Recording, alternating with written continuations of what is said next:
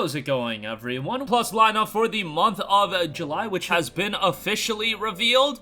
We'll go through the entirety of it. I feel like some people are going to be happy with this month, other people not as much. That's always going to be the deal with PlayStation Plus.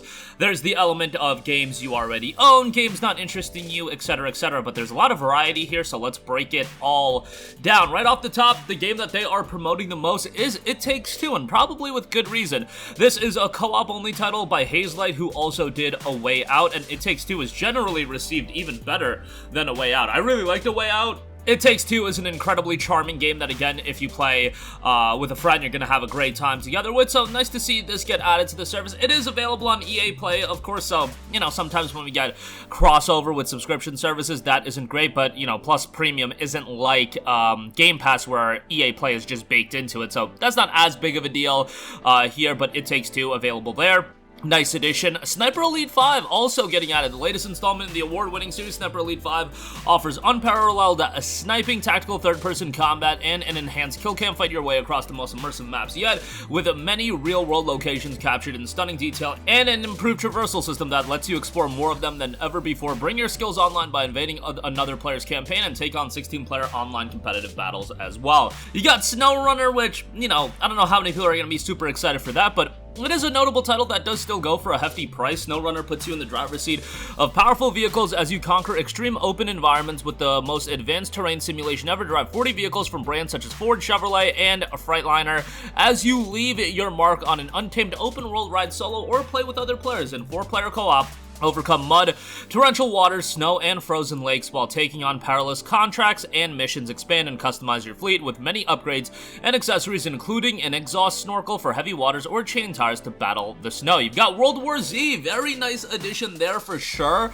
World War Z is a game that I think a lot of people are going to be excited for the addition, and given that it is a co-op focused title, if your buddies are Plus Extra Premium subscribers, they'll be able to play with you as well. And remember, you're getting the PS4 and PS5 version of the game, and the PS5 version does have a lot of enhancements, so that's quite nice. World War Z is a heart-pounding co-op third-person shooter for up to 4 players featuring swarms of hundreds of zombies. And when they say hundreds of zombies, they mean hundreds of zombies. It can get pretty damn chaotic. Unlock powerful weapon upgrades and level 6 character classes to take on greater challenges in other co-op story-driven campaigns. Survive around the world as unique groups tell their stories of perseverance. Alternatively, fight other players for survival across intense PvPvZ, game mode player versus zombies. So that will be added as well. The Ascent, which is a game that I did enjoy. I played it back when it came out on Xbox Game Pass. It released right on Xbox Game Pass.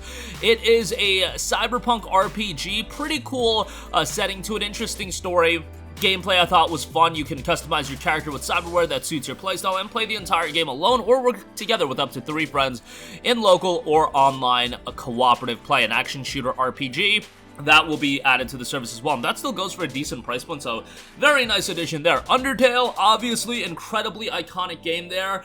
Definitely not for everyone. It is a throwback RPG that definitely tackles some more mature thematics and interesting thematics as well.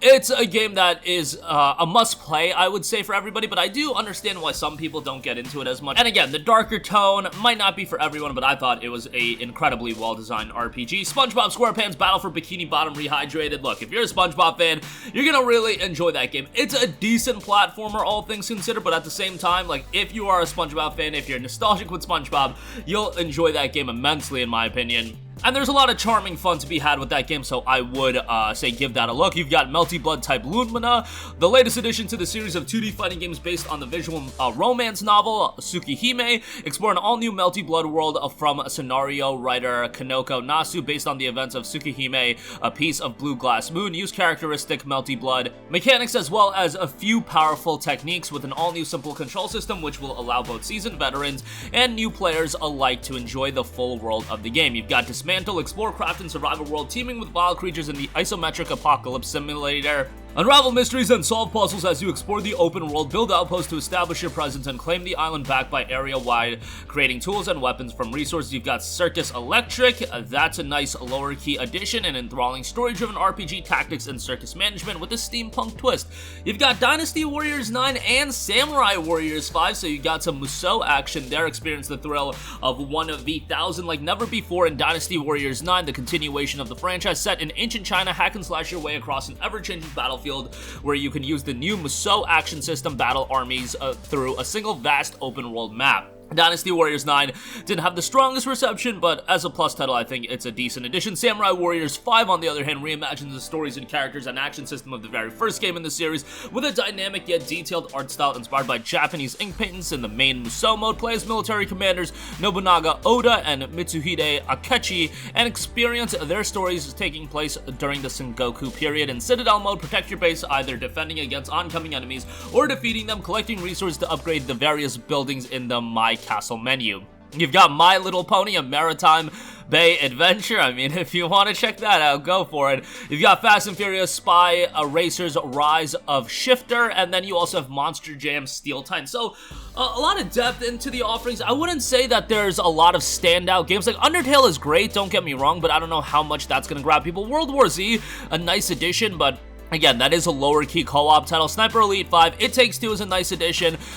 It's just, I don't see like a heavy hitter addition like we've seen in recent months where you've had like Ratchet Rift Apart, Horizon Forbidden West getting added, etc., etc. But, you know, with those games, a lot of those big titles people do already own. So here, when you do have some lower key titles like a World War Z, like a Sniper Elite 5, these might be games that people actually don't own and they might get more value out of them. So I don't want to write those games off completely. It would have been nice to just see like one major title being added.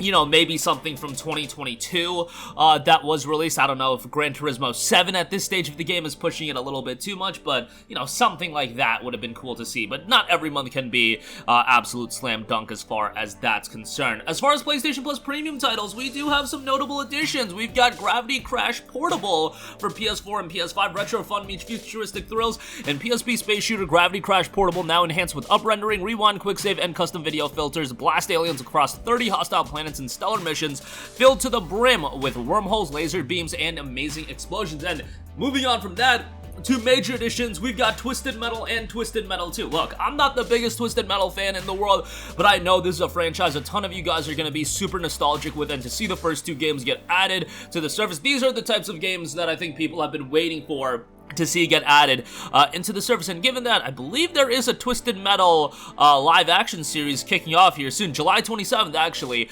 Timing wise, this works out pretty good. Now, I'm not gonna lie, I've seen some of that Twisted Metal footage, and I don't know about this one. I don't know how this one's gonna turn out. It doesn't look that great to me, but, you know, I'm not a big television guy, so maybe my opinion should be taken, you know, with a bit of a grain of salt as far as that's concerned. But, you know, timing wise, this works out well. But that's gonna do it for me.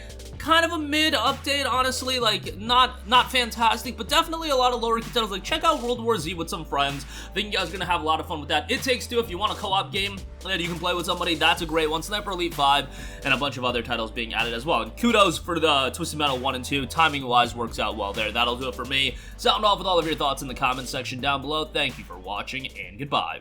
Hey guys, we hope you enjoyed the video, and if you did, make sure to hit the subscribe button, and if you're already subscribed, do us a favor and hit the bell icon. This way you'll be notified whenever we post a new video. That's the best way to keep up with all of our uploads, and we usually try to upload 2 videos a day. And with the bell icon hit, you'll be notified whenever we do upload a video. As always, thanks for watching.